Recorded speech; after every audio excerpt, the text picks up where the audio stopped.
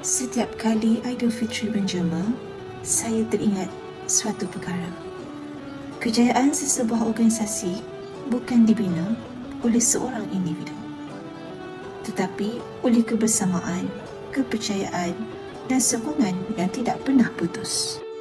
Di ICC, setiap idea, setiap usaha dan setiap pencapaian lahir daripada kerjasama semua.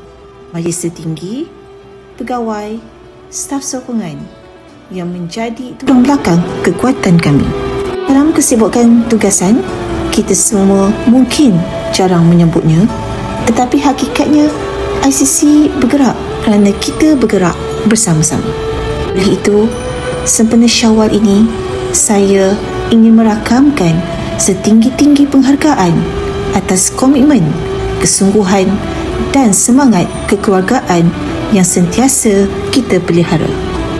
Inilah ICC Raya Vibe Model, cara kita berkongsi cerita ICC melalui kebersamaan dan kerjasama semua.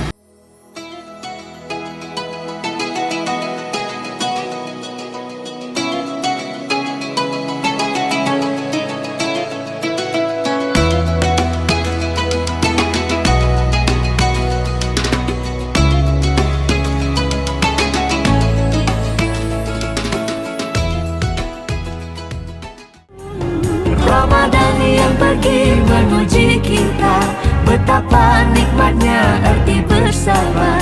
Lebaran yang suci mengajar kita, syukuri nikmat yang Tuhan berikan.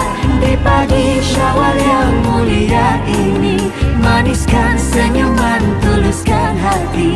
Bersaksi Lebaran yang ini, berjanjilah kita hidup semati.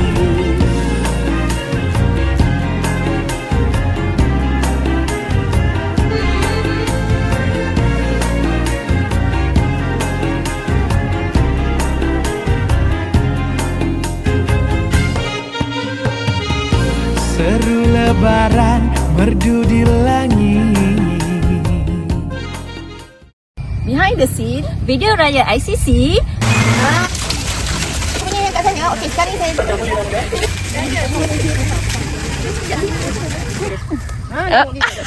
kenapa slow?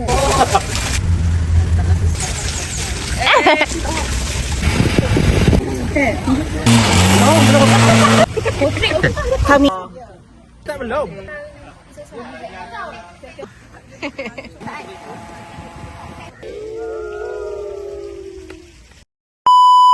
Kami dari ICC ingin mengucapkan Selamat Hari Raya Aidilfitri.